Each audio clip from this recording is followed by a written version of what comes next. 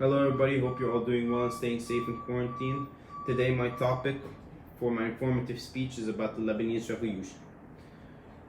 Around the world, since the beginning of democracy, fights have always sprouted between the people and the government, which usually leads to the uprising of the people against the government. Well, today I would like to talk about and shed light upon the Lebanese Revolution, which started on October 18, 2019 and is still ongoing till this day. Lebanon has been undergoing a large amount of environmental and economical crisis since after the Civil War. And according to Hans Baumann, in an article in the Washington Post, Lebanon has been living in an unattainable living situation and the government has been in financial debt since after the Civil War in 1990. On October 17, 2019, the Lebanese parliament decided to broadcast the plan to tax gasoline, tobacco, and voice-over internet phone calls at a rate of 20 cents per day, according to the Dutch Well article which was posted on October 18, 2019. These voice-over internet phone calls were planned to apply rates of 20 cents per day on applications such as WhatsApp, FaceTime, Facebook, anything that has an over internet communication. This really led to the people's anger to be voiced in the streets, as they believed this was no particular solution to the underlying epidemic of the Lebanese crisis. The Lebanese government was filled with corruption and sectarianism, which made the people continue to march towards the revolutionary protests. The revolutions grew larger and larger, with strikes, sit-ins, civil resistance, protests, roadblocks, anything people could gather around and voice their one demand, that was a particularly uncorrupt government with the same demand, which was the people's rights. And they wanted the people to live in harmony instead of living with political differences, such as different political groups and different religions living differently.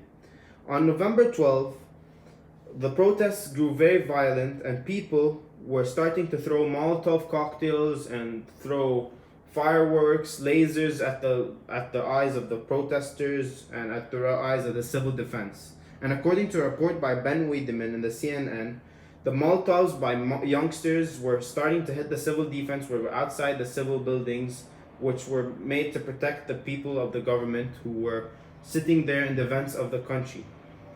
And on November 12, Ala Abu Fakr, a Lebanese nationalist, according to Reuters, was shot dead and was killed by an army man trying to shoot bullets in the air to clear a pathway for a convoy.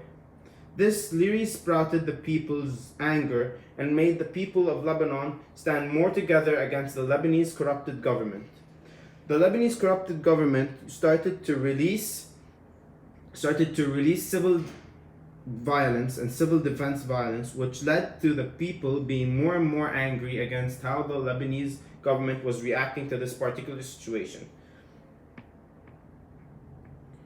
Around 30 peaceful protesters were detained on January 21, and the amount of injured people from the protests were raised to more than 540 after 100 days of the first protest.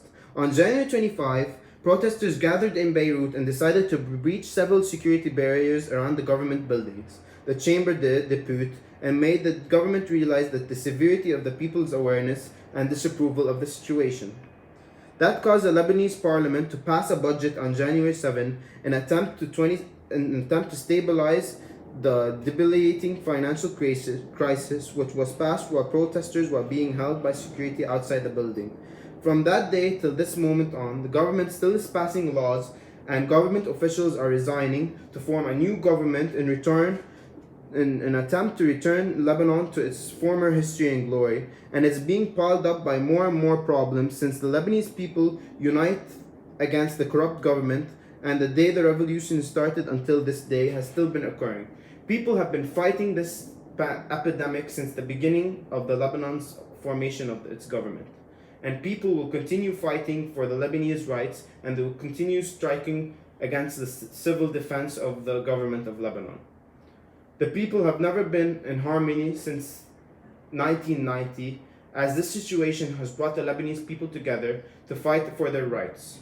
Thank you everybody and have a great day.